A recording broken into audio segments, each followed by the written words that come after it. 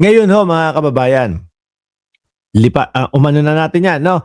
Umusog na tayo sa susunod. Ngayon ho, mga boss G Pamo, sir, nako, eto. Nasan ba yun?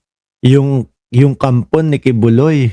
Eto ho, mga kababayan. Kay Buloyski muna tayo kasi matagal tayong walang vlog kay Buloyski eh, oh. Kamusta na kaya si Buloyski doon sa loob? Natutulog kaya? Ano? Tulog kaya ngayon yon? Sandali, uusog ako dito. Kasi mawawala ako sa screen. Ayan. Sabi ho dito mga kababayan sa Inquirer.net, a Quezon City Court has convicted a Kingdom of Jesus Christ KOJC member for violating the Public Assembly Act over a highway blockage stage during the 2024 police operation against televangelist Apollo Kibuloy daw ho, mga kababayan. Naku, masaya siguro si General Torre. Ano po? Kasi yung mga yan, binaliktad pa eh. Si General Torre pa, yung iba ang nagkaso sa kanila eh. Eto ngayon, mga kababayan, yari. Akala ko kasi nila, mga bossing, yung karapatan nila, kumbaga, non-stop o unlimited yung karapatan nila, mga kababayan. Kesyo nandyan, baliktad pa nga, puking yan na. Ibang klase dito sa Davao, mga kababayan. Oo. Sino mayor dyan? Si Baste. Ibang klase sa Davao. Baliktad do, no? Yung mga pulis ang kinakapkapan, no? Bago pumasok doon sa lugar na aarestuhin si Kibuloy. Naalala niyo ho yun? Naaawa ako doon sa mga kapulisan natin na ng mga panahon na ho yun, mga bossing. No? Pero ganun pa man din po, nagtagumpay sila. Ganun pa man din po, nahuli na ioblo, na ilagay po sa tamang lalagyan itong si Buloyski. Sa pangunguna po ng pagtsatsaga ni General Torre, mga kababayan. Biruin mo ba naman, gamitan ba naman si Kibuloy ng, ano ba yun? Yung pang-monitor ng heart rate. Aba, kahit sang sulok ka, magtago, kahit sa imbornal ka pa, magtago, makukuha ka. Yun na nga po ang nangyari. Ginawa pa nila, ilang gabi yun, matagal din ho yun. Siguro may 4, 5, o more, baka more than pa. Hindi ko lang matanda kung ilan. Ginawa pa ho nila, mga kababayan. Di ba nagsunog pa sila ng gulong? Yung Astang Galawang NPA ho, mga bossing. Nagsusunog pa sila ng gulong. Nando si Eric Selly, sabi ko, nak ng putik to. Talaga, tinuruan pa siguro na magsunog ng gulong. Sa labas, may parali-rali pa sila, kung ano-ano pa sinisigaw. Ano? Kasi po dito sa gobyerno ni Pangulong Bongbong Marcos, kapag ka ikaw ay nahaharap sa isang reklamo at kinakailangan kang ioblo, gagawin sa iyo yan. Ano po? Kung ano ang naaayon sa batas, yun ang gagawin mo. Kaya nga po, sabi ko sa inyo mas mabuti ito sa mga kapwa natin na Pilipino na mga nasa laylayan. Yung mga natatakot po doon sa mga malalaking tao, like example, Buloyski, yung mga ganyan. Like example, Atong Ang. Yung mga natatakot sa mga malalaking tao na iniisip na lang nila, naku, kakalabanin natin yan. Alam natin, inaagabyado, inaabuso tayo, pero kakalabanin natin yan. Malaking tao yan. Wala tayong dyan, wala tayong laban dyan. Di ba? Yung ganun yung nasasabi, ay iba na ho, mga kababayan. Kagaya niyan, yung alias Amanda, hindi naman pusing laking tao nun versus kay Buloy. Si Buloyski, pagkalaki-laki po ng kingdom niyan. Tsaka makapangyarihan po si Kibuloy, mga kababayan. Gawa ng kanyang pera. At isa pa din po, makapangyarihan din si Buloyski kapag ka ito pumindot ng vibrator, putang ina. Yanig tayong lahat. Kapag ka ito nagsabi, stop! Pag gumanon, yari na tayo, mga kababayan. Kaya lang, ang hindi ko maisip, mga bossing, kung bakit hindi niya napastop si General Torre para ipaaresto siya. No? Ang dami ho nito sinasabi. Meron yung pagpindot ng vibrator, pag pinindot yung vibrator, meron yung pag-akyat sa taas, siya lang po yata yung ang doorknob niya, diamante.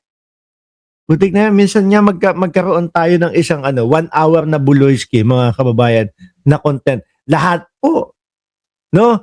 Lahat po natin, ibabalik tanaw natin yung mga pagpindot ng diamante, ay yung mga pagpindot ng vibrator, yung mga pag-stop sa ABS-CBN, no? Yung mga ano pa ba? Yung mga doorknob na diamante, ayan.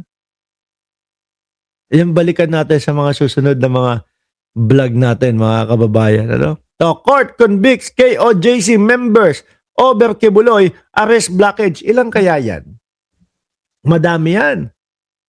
Kasama kaya dyan yung mga Palmolive girl na pinangalanan ni Takeru Miyamoto? Ano po? Sabi ni Danilo Espejo, pati yung magandang taga-Ukraine, molest siya daw ni Kibuloy. O, nakikita, naririnig ko din iyon, ha? At saka si Buloyski inilalaglag na din nung mga nung mga dating alipores niya doon sa Estados Unidos. Ang tingin ko dito, mga kababayan, malapit-lapit na din po itong maipadala sa Estados Unidos. Na kinaayawan at ayaw na ayaw ni Buloyski. Bakit to, mga kababayan? Malalaki po yung tubo doon. Malalaki yung tubo. O wag niyong kayo naman Nabanggit ko lang na tubo, Makikwan. Nabanggit ko lang na tubo. Kung ano-ano na iniisip nyo. Kasi 'di ba ang mga preso, ang ginagawa sa kanila, sila yung mga pinaglilinis ng mga kasilyas, ng mga kubeta, ng mga inodoro. Sama nyo na doon yung mga tubo. Yung mga preso ang naglilinis doon. Siyempre kapag ka sa Estados Unidos, malalaki yung mga pipe dyan, malalaki yung mga tubo na lilinisin nila. Di ba, Ma'am Neng Gigi at Rosewin Isidro? Kayo kung anong mga kabastusan ang sinasabi nyo. Hindi kasi malapit na din ito dahil wanted din ito sa Estados Unidos base po sa FBI, Ma'am Merly Belen. Pagka ito dinala doon, ay nako po, luluwag ang bibig nito. O bakit? Hindi. Kasi ang mga pagkain dito, sa bandang Estados Unidos, big serving po. Kaya ibig ko sabihin, luluwag po ang bunganga ni Kibuloy kapag ka naipadala na po dito. Kayo talaga kung ano-ano yung kung ano-ano yung mga iniisip nyo. Iba yun. No? Yung iniisip nyo, kay Harry Roque yun. Kayo talaga kung ano-ano. Ikaw ang gumugulo sa isip mo lang Founder ng Cereza Force. Kapag ka nagbabanggit ako, linisan ng tubo, lalaki yung bunganga. Ayan, number one ka na dyan. No, hindi ka nagpapatalo sa comment section. Talagang kapag ka berde ang pinag-uusapan. FBI wanted si Kibuloy. Sabi ni Alonely TV. Di po ba? Ay, hindi. May pangarap pa pala to, si Buloyski. Nabasa ko doon sa isang dyaryo o doon sa isang balita. Hanggat nasa Pilipinas daw po si Kibuloy, ay siya ay tatakbo sa pagkasenador. Ang puta, hindi pa nadala Pang 30 pang 30 na si Pang 30 ka na nung huling eleksyon Kayong dalawa ni Jimmy Bondo ka. Tapos hindi ka pa nadala. Yung mga pinapangako ni Buloy, yung mga pagpapastop, di ba? Yung mga ganon. Yung mga, hindi, may sinabi pa to, nasa loob ng kulungan. Kaya daw, kasi daw, dahil daw sa kanya, kaya tumaas ang presyo ng gasolina. O biruin nyo yun.